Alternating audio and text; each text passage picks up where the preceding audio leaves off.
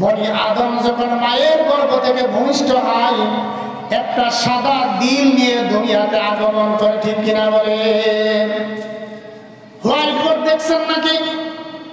White board, যে বোর্ডের উপর কালো মার্কার দিয়ে লেখা হয়, বলে যে বনি আদম যখন দুনিয়াতে ভূমিষ্ঠ হয় তখন দিলটা থাকে হোয়াইট বোর্ডের মতো। ইন্নাল আবদা ইজা আখতা খাতিয়াতুন নুকিতাত ফি কলবিহি নুকতাতুন সাউদা। বনি আদম যখন একটা গুনাহ করে তখন তার সাদা দিলের উপর একটা কালো দাগ পড়ে যায়। ফাইজা হুয়া নাজা ওয়াস্তাগফারা ওয়া তাবা সুকিলা কলবাহু। সুবহানাল্লাহ। বলে যে বনি আদম যখন একটা গুনাহ করে তার দিলের উপর একটা কালো দাগ পড়ে যায়, আবার যখন একটা গুনাহ করে তখন বনি আদমের দিলের উপর আরেকটা কালো দাগ পড়ে যায়। ফাইজা হুয়া নাজা ওয়াস্তাগফারা ওয়া তাবা সুকিলা কলবাহু। যখন বনি আদম যখন তাওবা করে, ইস্তেগফার করে, তখন আল্লাহ রব্বুল আলামিন তার দিলের জংকে পরিষ্কার করে দেন। সুবহানাল্লাহ।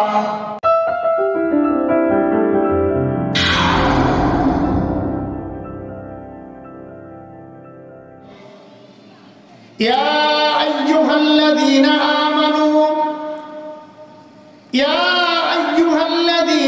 আমানু যকুরুল্লাহা যিকরান কাসীরা ওয়াসাব্বিহুহু বুকরাতাও ওয়া আসীলা। যারা বলেন আল্লাহু আকবার। আল্লাহ রাব্বুল আলামিন দুনিয়ার ঈমানদার বান্দা-বান্দীদেরকে, দুনিয়ার বিশ্বাসীদেরকে ডাক দিয়ে আল্লাহ রাব্বুল আলামিন বলতেছেন, হে ঈমানদার বান্দা-বান্দীরা, হে বিশ্বাসীরা, তোমরা আমি রব্বুল আলামিনের জিকির বেশি বেশি পরিমাণ করো। কোন সময় জিকির করবে? ওয়াসাব্বিহুহু বুকরাতাও ওয়া আসীলা। আল্লাহ রব্বুল আলামিন বলছেন, বিশেষ করে সকাল এবং সন্ধ্যায় আমি মাওলা পাকের জিকির তোমরা বেশি বেশি পরিমাণ করবে। সুবহানাল্লাহ।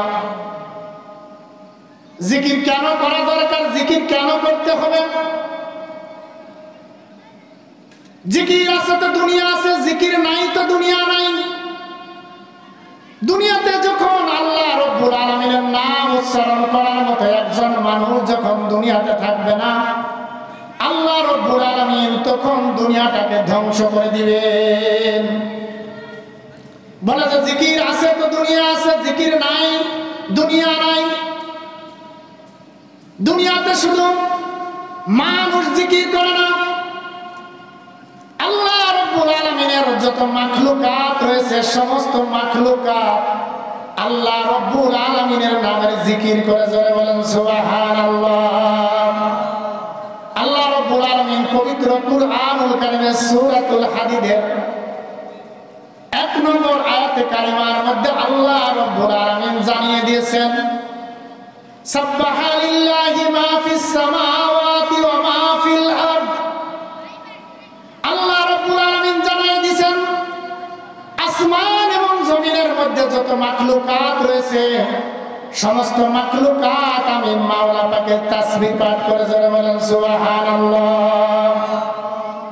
সুতরাং মানুষ আল্লাহ রব্বুল আলামিনের তাসবিহ পাঠ করে না, আল্লাহ রব্বুল আলামিনের নিয়ামতের শুকর আদায় করে না, কিন্তু আসমান এবং জমিনের মধ্যে যত মাখলুক রয়েছে সমস্ত মাখলুকাত আল্লাহ রব্বুল আলামিনের নামের জিকির করে। সুবহানাল্লাহ। সুতরাং প্রিয় ভাইরা আমার, জিকির কেন করব? জিকির করা কেন দরকার? বলে যে বনি আদম যখন মায়ের গর্ভ থেকে যখন ভূমিষ্ঠ হয়, তখন বনি আদম যখন মায়ের গর্ভ থেকে ভূমিষ্ঠ হয় একটা সাদা দিল নিয়ে দুনিয়াতে আগমন করে, ঠিক কিনা বলে? হোয়াইট বোর্ড দেখছেন নাকি? হোয়াইট বোর্ড, যে বোর্ডের উপর কালো মার্কার দিয়ে লেখা হয়, বলে যে বনি আদম দুনিয়াতে ভূমিষ্ঠ হয়, তখন দিলটা থাকে হোয়াইট বোর্ডের মতো। ইন্নাল আবদা ইজা আখতা খাতিয়াতুন নুকিতাত ফি কলবিহি নুকতাতুন সাউদাউ।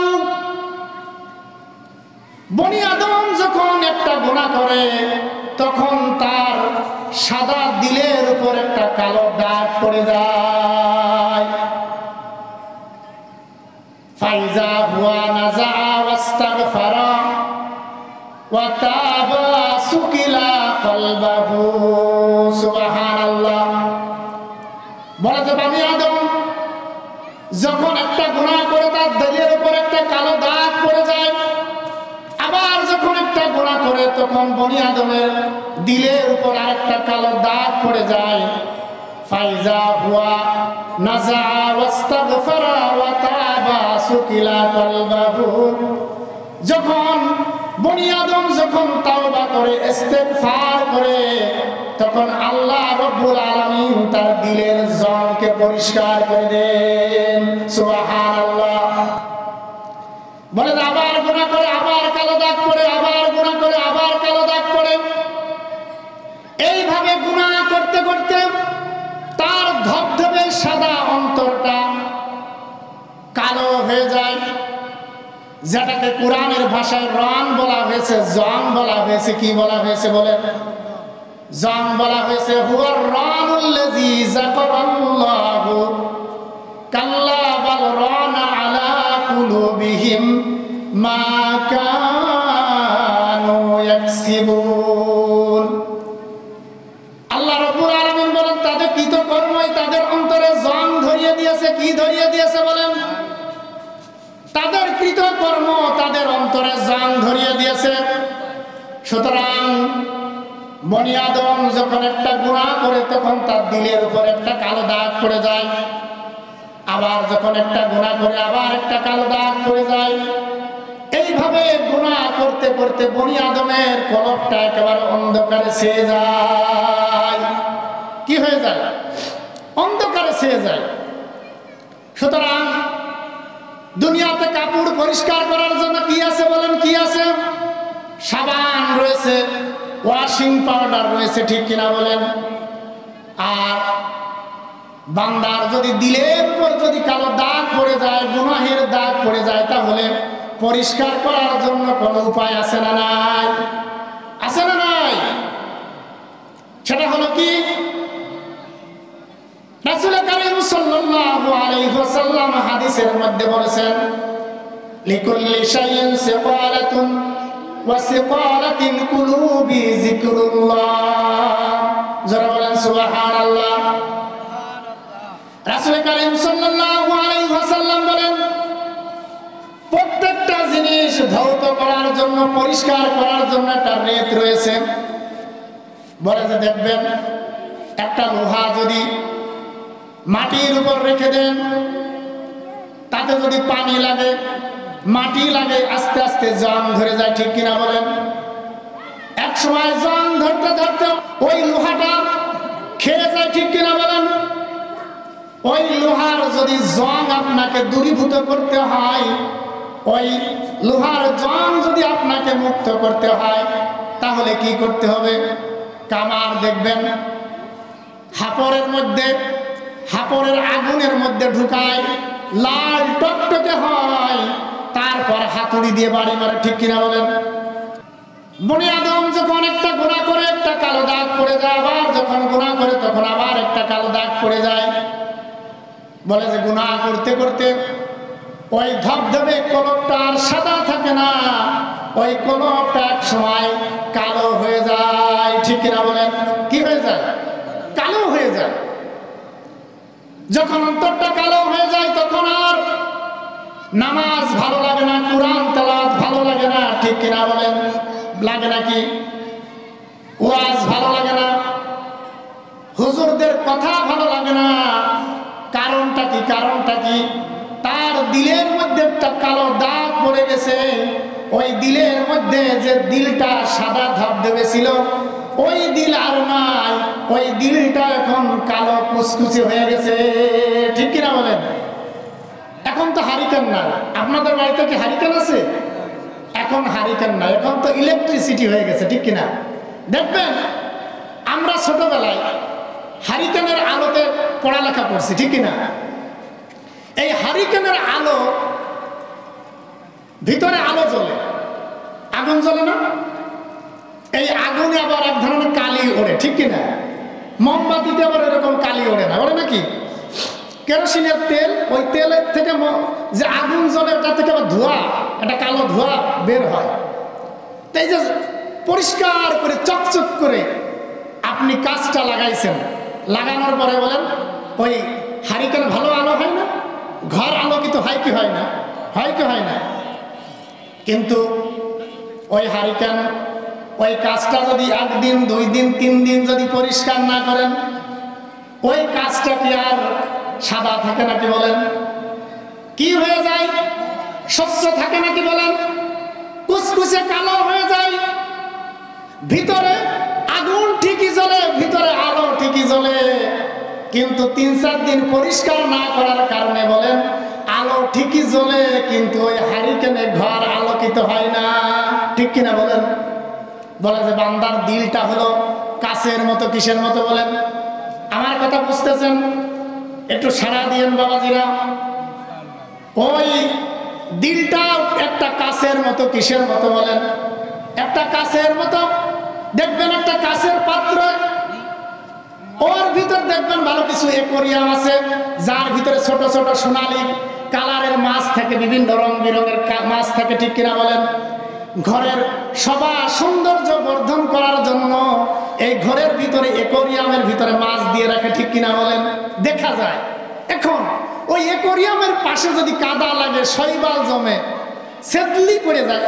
আমাদের গ্রাম্য ভাষায় সেদলি বলে। কি বলে বলেন? বলেন এক সময় কি ওই কাছের ভিতরে কি আছে এটা দেখা যায় নাকি বলেন? দেখা যায় না। পানি পাল্টানো লাগে, পরিষ্কার করা লাগে। ঠিক কিনা বলেন? বলে যে মানুষ যখন জন্মগ্রহণ করে তার দিলটা থাকে সাদা ধবধবে কাচের মতো পরিষ্কার। বলে যে বান্দা যখন সাবালক হয়, ইন্নাল আবদা ইযা আখতা খাতিয়াতুন নকিতাত ফি কলবিহি নুকতাতুন সাওদাউ। বলে বান্দা যখন একটা গুনাহ করে, ওই কাচের মতো স্বচ্ছ কলবটার উপর একটা কালো দাগ পড়ে যায়। কি পড়ে যায়? একটা কালো দাগ পড়ে যায়। আবার গুনাহ করে, আবার একটা দাগ পড়ে, আবার গুনাহ করে, আবার একটা কালো দাগ পড়ে। এইভাবে কালো দাগ পড়তে পড়তে পড়তে পড়তে বান্দার দিলের কোথাও আর সাদা থাকে না, ওটা কালো হয়ে যায়। যার কারণে বান্দার নামাজের কথা বলবেন, নামাজের দিকে যায় না, মসজিদের দিকে ধরে নিয়ে যান, মসজিদের দিকে যায় না, বাজারের দিকে যায়। কিসে যায়? এত সুন্দর মাহফিল হচ্ছে, এই মাহফিল ভালো লাগে না, ওই যে মেলার মাঠ ভালো লাগে। ঠিক কিনা বলেন? ওই যে মেলার ভিতরে বাদাম কিনে গল্প গুজব করতে ভালো লাগে, এই জায়গা ভালো লাগে না। হুজুরের আলোচনা ভালো লাগে না, গান ভালো লাগে। কি ভালো লাগে বলেন?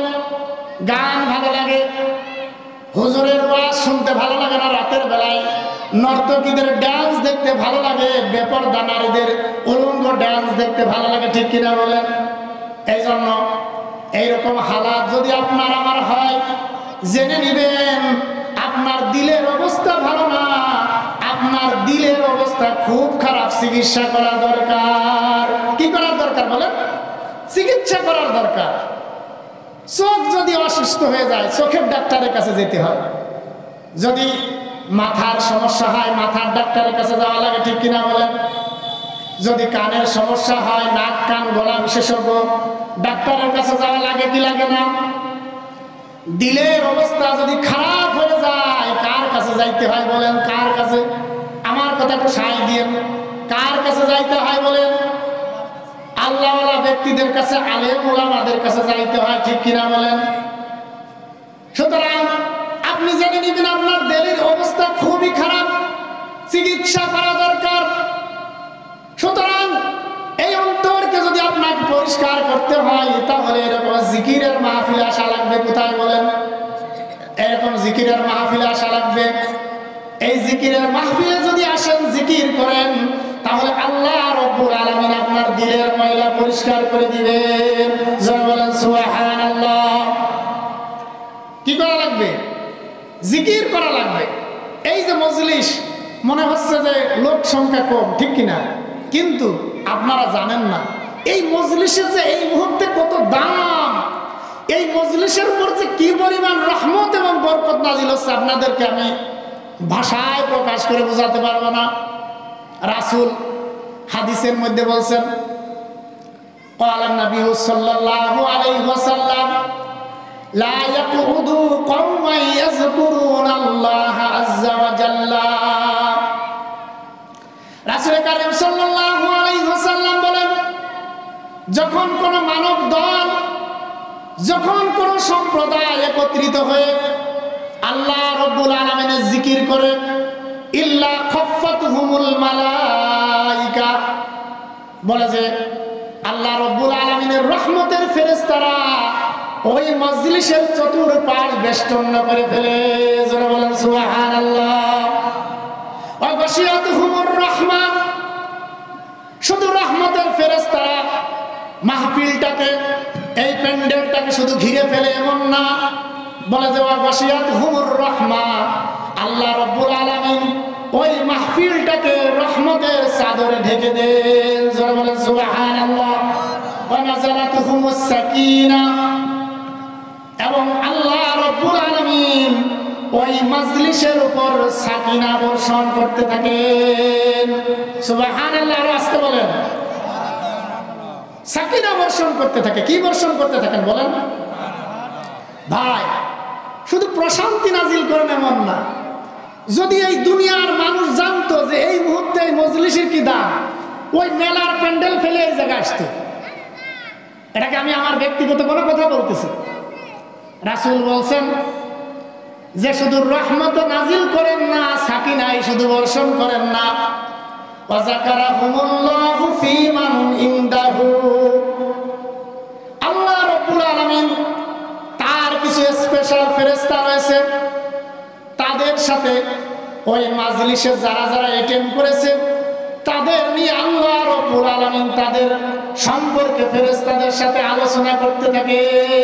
সুবহানাল্লাহ।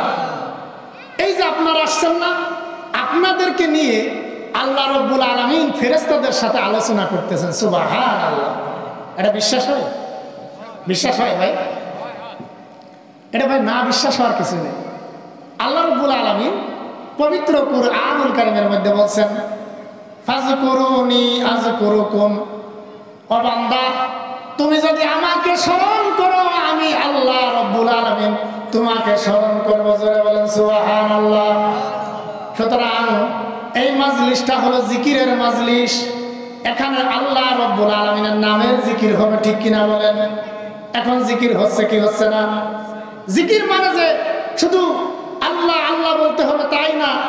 এই যে আমি কুরআন হাদিসের আলোচনা করতেছি, আপনারা বলতেছেন সুবহানাল্লাহ, আলহামদুলিল্লাহ, ঠিক কিনা বলেন? আল্লাহু আকবার, এটাও তো আল্লাহ রাব্বুল আলামিনের নামের জিকির, ঠিক কিনা বলেন? قال النبي صلى الله عليه وسلم أفضل الكلام أربعة سبحان الله والحمد لله لا إله إلا الله والله أكبر। রাসূল করিম সাল্লাল্লাহু আলাইহি ওয়াসাল্লাম বলেন শ্রেষ্ঠ কালাম হলো চারটি। কয়টি বলেন? বলে শ্রেষ্ঠ কালাম হলো চারটি। আবার আরেক জায়গায় বলা হয়েছে আহাব্বুল কালামি ইলাল্লাহ আরবাআ, আল্লাহ রাব্বুল আলামিনের নিকট শ্রেষ্ঠ বাক্য হলো, প্রিয় বাক্য হলো চারটি। কয়টি বলেন? চারটি। এর মধ্যে প্রথম নাম্বার হলো সুবহানাল্লাহি ওয়ালহামদুলিল্লাহি লা ইলাহা ইল্লাল্লাহ আল্লাহু আকবার। জোরে বলেন সুবহানাল্লাহ। সুবহানাল্লাহ জোরে বলেন। জোরে বললে কি লস আছে? আল্লাহর নামে জিকির যত জোরে করবেন ততই লাভ, ঠিক কিনা বলেন? নেতা নেত্রীর নাম নিতে গেলে তো জোরে জোরে বলি, এক কাপ চার যে কি জোর, ঠিক কিনা বলেন? তাহলে আল্লাহর নামে জিকির করতে কেন ভয়? ভয় আছে নাকি বলেন? ভয় নাই, জোরে জোরে আল্লাহর নাম উচ্চারণ করবেন, ঠিক কিনা বলেন? বলে যে কেমন? আহাবুল কালামি আরবা, আল্লাহ রাব্বুল আলামিনের কাছে প্রিয় বাক্য হলো চারটি, সুবহানাল্লাহি ওয়াল হামদুলিল্লাহি লা ইলাহা ইল্লাল্লাহু আল্লাহু আকবার। সুবহানাল্লাহ, সেই চারটা বাক্যর মধ্যে সুবহানাল্লাহ, আলহামদুলিল্লাহ, লা ইলাহা ইল্লাল্লাহু আল্লাহু আকবার, এই চারটা বাক্য আল্লাহর কাছে সবচেয়ে প্রিয়। যে আল্লাহর বান্দা বান্দীরা একবার বলবে সুবহানাল্লাহ, আল্লাহ রাব্বুল আলামিন সাথে সাথে তার জন্য জান্নাতের ভিতরে একটা বৃক্ষ তৈরি করে দিবেন। যারা বলেন সুবহানাল্লাহ। রাসূল কারীম সাল্লাল্লাহু আলাইহি ওয়াসাল্লাম বলেন, বৃক্ষটা এত বড় এত বড়, সেই বৃক্ষের ছায়া এত বড়, কোন দ্রুতগামী ঘোড়া যদি 500 বছর দৌড়াতো তবুও সেই বৃক্ষের ছায়া দৌড়ায় শেষ করতে পারত না। যারা বলেন সুবহানাল্লাহ। আরেকটা হাদিসের মধ্যে আসছে, রাসূল কারীম সাল্লাল্লাহু আলাইহি ওয়াসাল্লাম বলেন, সুবহানাল্লাহ আলহামদুলিল্লাহ মিজানের পাল্লার অর্ধেক, আল্লাহু আকবার ওইটাকে পরিপূর্ণ করে দেয়। যারা বলেন সুবহানাল্লাহ। তাহলে সুবহানাল্লাহ আলহামদুলিল্লাহ মিজানের পাল্লার অর্ধেক নেকি দিয়ে ভরে দেয়। সুবহানাল্লাহ। আল্লাহু আকবার বলার সাথে সাথে আল্লাহ রাব্বুল আলামিন মিজানের পাল্লাকে পরিপূর্ণ নেকি দিয়ে ভরে দেন। সুবহানাল্লাহ। আরেকটা হাদিসের মধ্যে আসছে, সুবহানাল্লাহ আলহামদুলিল্লাহ দুনিয়া এবং আসমান জমিনের যে মধ্যবর্তী জায়গা রয়েছে, এই মধ্যবর্তী জায়গা অর্ধেক নেকি দিয়ে ভরে দেন। যখন আল্লাহ তাআলার বান্দা যখন বলে আল্লাহু আকবার, বলে যে সাথে সাথে আল্লাহ রাব্বুল আলামিন আসমান এবং জমিনের যে ফাঁকা জায়গা রয়েছে, ওই ফাঁকা জায়গা আল্লাহ রাব্বুল আলামিন নেকি দিয়ে পরিপূর্ণ করে দেন। সুবহানাল্লাহ। সুতরাং ফাযকুরুনি আযকুরুকুম, আপনি আল্লাহ তাআলাকে স্মরণ করবেন। আল্লাহ তাআলা কোথায় স্মরণ করবে আপনাকে? আমার কথা বোঝেন নাই? কোথায় স্মরণ করবেন? আসমানে। কোথায়? আরশে স্মরণ করবেন। কাদের সাথে বলেন? ফেরেশতাদের সাথে স্মরণ করবেন, ঠিক কিনা বলেন? যাকারাহুমুল্লাহু ফী মান ইনদাহু, আল্লাহ রাব্বুল আলামিনের স্পেশাল ফেরেশতাদের সাথে আপনাদের নিয়ে গল্প গুজব করতে থাকেন। ফেরেশতারা গিয়ে আল্লাহ রাব্বুল আলামিনের কাছে গিয়ে বলে, ইয়া রাব্বুল আলামিন, আল্লাহ রাব্বুল আলামিনের ফেরেশতারা এই যে মজলিসটাকে বেষ্টন করে রেখেছে, মজলিস যখন ভেঙে যাবে আল্লাহ রাব্বুল আলামিনের ফেরেশতারা আল্লাহ তাআলার কাছে যাবে। আল্লাহ রাব্বুল আলামিন সব জানেন, তারপরে আল্লাহ রাব্বুল আলামিন ফেরেশতাদেরকে জিজ্ঞাসা করে, ও ফেরেশতারা তোমরা কোথায় গিয়েছিলে? ফেরেশতারা বলে, ইয়া রাব্বুল আলামিন, দুনিয়াতে কিছু আল্লাহ তাআলার বান্দারা আপনার নামের জিকির করতেছিল, জান্নাতের কথা শুনে সুবহানাল্লাহ আলহামদুলিল্লাহ বলতেছিল, খুশি হইতেছিল। জাহান্নামের কথা শুনে চোখ দিয়ে অশ্রু বিসর্জন করতেছিল। বলে যে হে আমার ফেরেশতারা, তাহারা কি আমার জান্নাত দেখেছে নাকি? বলে যে না, আল্লাহ জান্নাত দেখে নাই, উলামা ইকরামের মুখ থেকে শুনেছে। বলে যে হে আমার ফেরেশতারা, তারা কি আমার জাহান্নাম দেখেছে নাকি? বলে যে না, আল্লাহ জাহান্নাম দেখে নাই, আপনার উলামা ইকরামের মুখ থেকে শুনে জাহান্নামের ভয়ে চক্ষু দিয়ে অশ্রু বিসর্জন করতেছিল। যারা বলেন সুবহানাল্লাহ। সুতরাং আল্লাহ রাব্বুল আলামিন ফেরেশতাদের মুখে যখন এই কথা শুনবেন, শোনার সাথে সাথে আল্লাহ রাব্বুল আলামিন ফেরেশতাদেরকে বলবেন, ও আমার ফেরেশতারা তোমরা সাক্ষী থেকো, আমি আমার ওই সমস্ত বান্দা বান্দীদের জীবনের সমস্ত গুনাহ খাতা মাফ করে দিলাম। সুবহানাল্লাহ। একটা হাদিসের ভিতর আসছে, যখন আল্লাহ তাআলার বান্দা বান্দীরা যখন লা ইলাহা ইল্লাল্লাহ জিকির করে, আল্লাহ রাব্বুল আলামিনের আরশের পাশে দুইটা নূরের খুঁটি রয়েছে, এই নূরের খুঁটি কাঁপতে থাকে। কি করতে থাকে? ফাজাইল আমালের ভিতরে আসছে, কিতাবুল জিকিরের মধ্যে আসছে যে ওই নূরের খুঁটি কাঁপতে থাকে, আল্লাহ সব জানে। তারপরে নূরের খুঁটিরে বলে, নূরের খুঁটি তুমি কাঁপো কেন, কি কারণে কাঁপো? ওই নূরের খুঁটির জুবান খুলে যায়, নূরের খুঁটি কয়, আল্লাহ দুনিয়াতে আপনার এক বান্দা আপনার কালেমার জিকির করতেছে, আপনার নামের জিকির করতেছে। ইয়া রাব্বুল আলামিন, যতক্ষণ পর্যন্ত আপনি আপনার ওই বান্দাকে ক্ষমা না করবেন, আমি নূরের খুঁটি কাঁপতে থাকা বন্ধ করব না। সুবহানাল্লাহ। আসতে বলেন, বলে যে যতক্ষণ না আপনি তাকে ক্ষমা করবেন ততক্ষণ পর্যন্ত আমি নূরের খুঁটি থামবো না। আল্লাহ রাব্বুল আলামিন নূরের খুঁটিকে বলে, ও নূরের খুঁটি তুমি থামো, আমি আমার ওই বান্দাকে মাফ করে দিলাম। قال النبي صلى الله عليه وسلم أفضل الذكر لا إله إلا الله وأفضل الدعاء الحمد لله। রাসূল কারীম সাল্লাল্লাহু আলাইহি ওয়াসাল্লাম বলেন, সবচেয়ে শ্রেষ্ঠ জিকির হলো লা ইলাহা ইল্লাল্লাহ, আর সবচেয়ে শ্রেষ্ঠ দোয়া হলো আলহামদুলিল্লাহ। যারা বলেন সুবহানাল্লাহ। দেখবেন হুজুর ইমাম সাহেব উলামা একরাম যখন দোয়া করে তখন বলে আলহামদুলিল্লাহি রাব্বিল আলামিন। সর্বপ্রথম আল্লাহ রাব্বুল আলামিনের নামের প্রশংসা করে দোয়া শুরু করে, ঠিক কিনা? রাসূল বলছেন আফজালুদ দুআই আলহামদুলিল্লাহ, সর্বশ্রেষ্ঠ দোয়া হলো আলহামদুলিল্লাহ। সুতরাং আল্লাহ রাব্বুল আলামিনের নামে জিকির যত বেশি করবেন, দিল আলোকিত হবে, দিল পরিষ্কার হবে। লিকুল্লি শাইইন সিকালাতুন ওয়া সিকালাতুন কুলুবি যিকরুল্লাহ। রাসূল কারীম সাল্লাল্লাহু আলাইহি ওয়াসাল্লাম বলেন, প্রত্যেকটা জিনিস পরিষ্কার করার জন্য রেত রয়েছে, আর অন্তরের কালিমা পরিষ্কার করার জন্য গুরুত্বপূর্ণ রেত হলো মাওলা পাকের জিকির। সুবহানাল্লাহ। সুতরাং আল্লাহ রাব্বুল আলামিনের নামে জিকির করার প্রয়োজন আছে না নাই? জোরে বলেন, আছে না নাই? জিকির করবেন তো সবাই। আল্লাহ রাব্বুল আলামিনের নামের জিকির যে ব্যক্তি করে, আল্লাহ রাব্বুল আলামিন ওই বান্দা বান্দীদের সাথে থাকেন। জোরে বলেন সুবহানাল্লাহ। আনা মা আল আবদি ইজা যাকারানি ওয়া তাহাররাকাত বি শাফাতাহু। রাসূল কারীম সাল্লাল্লাহু আলাইহি ওয়াসাল্লাম বলেন, আল্লাহর যে সমস্ত বান্দা বান্দীরা আল্লাহ রাব্বুল আলামিনের নামের জিকির করে তাদের সাথে থাকে, ওয়া তাহাররাকাত বি শাফাতাহু, বলে যে আমার বান্দা আমার নাম স্মরণ করে তার ঠোঁট দয় নড়তে থাকে, তখন আমি ওই বান্দা বান্দির সবচেয়ে নিকটে অবস্থান করি। সুবহানাল্লাহ। কি অবস্থান করি? নিকটে অবস্থান করি।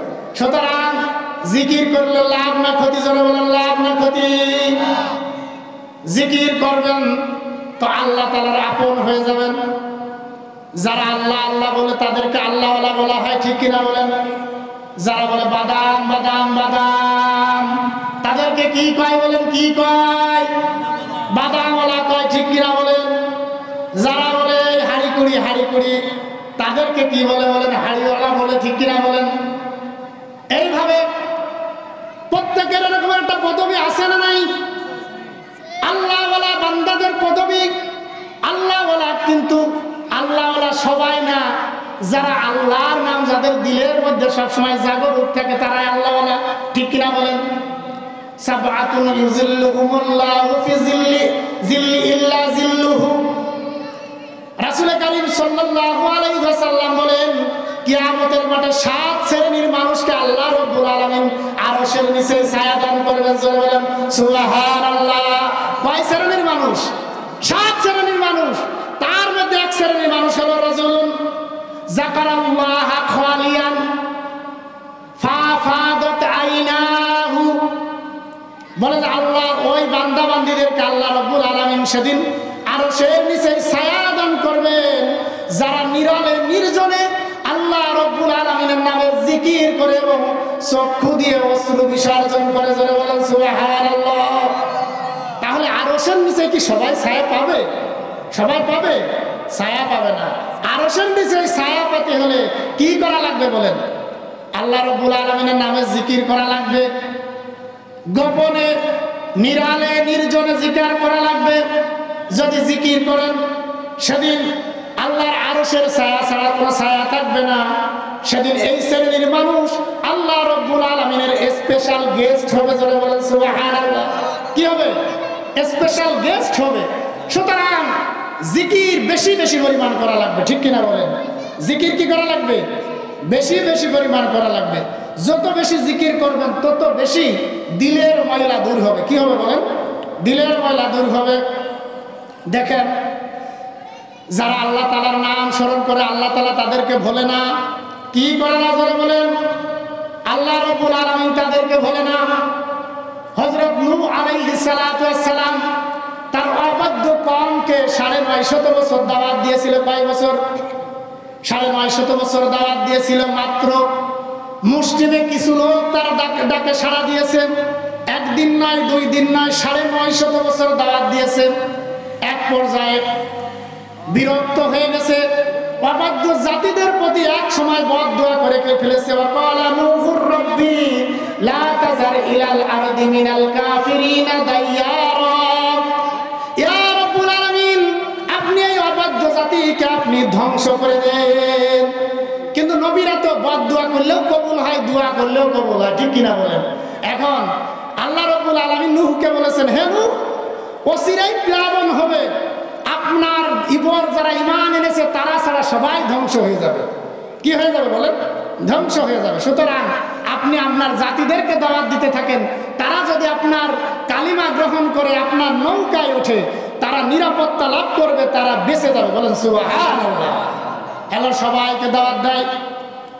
অবাধ্য জাতি কয় করে, এতদিন মনে করতাম পাগল, আজকে দেখলাম মস্ত পাগল, পাগলদের সর্দার।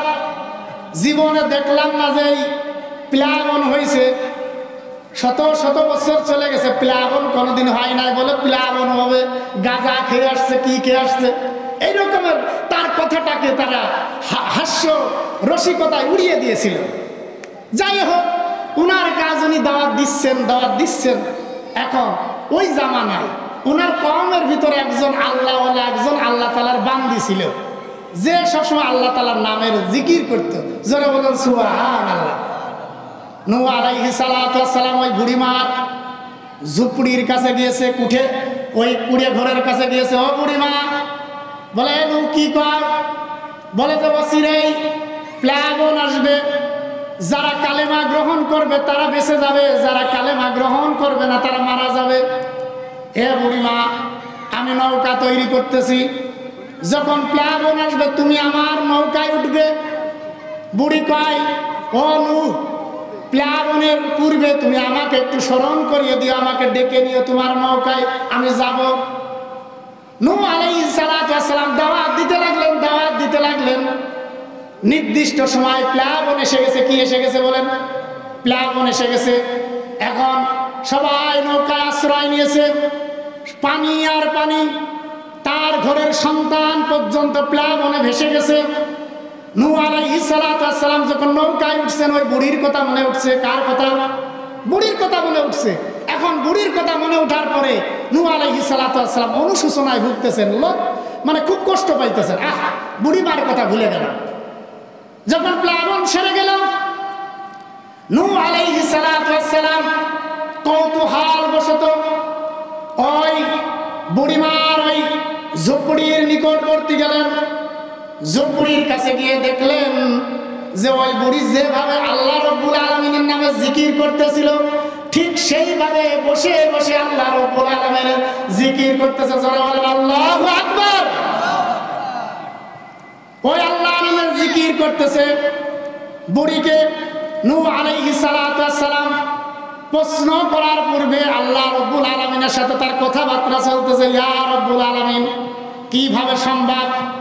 প্লাবনের সমস্ত পৃথিবী তলিয়ে গিয়েছে, বুড়ি কিভাবে জীবিত থাকলো? আমার ব্রেনে আসতেছে না ইয়া রব্বুল আলামিন কিভাবে বুড়ি জীব বেঁচে গেল। এখন আল্লাহ রব্বুল আলামিন কয় ও নূহ ফাযকুরুনি আযকুরুকুম, বুড়ি আমাকে ভুলে নাই, আমি আল্লাহ রব্বুল আলামিন বুড়িকেও ভুলে নাই। যারা বলেন সুবহানাল্লাহ। সুতরাং আমি আমার নিজ জিম্মায় ওই বুড়ি মাকে আমি আল্লাহ রব্বুল আলামিন বুড়িকে আমি হেফাজত করেছি। সুবহানাল্লাহ। বুড়িকে কি করেছি? হেফাজত করেছি। সুতরাং আপনি আল্লাহকে স্মরণ করবেন, আল্লাহ রব্বুল আলামিন আপনাকে কি করবে? স্মরণ করবে। আমরা কিছু সময় মাওলা পাকে জিকির করি লা ইলাহা ইল্লাল্লাহ,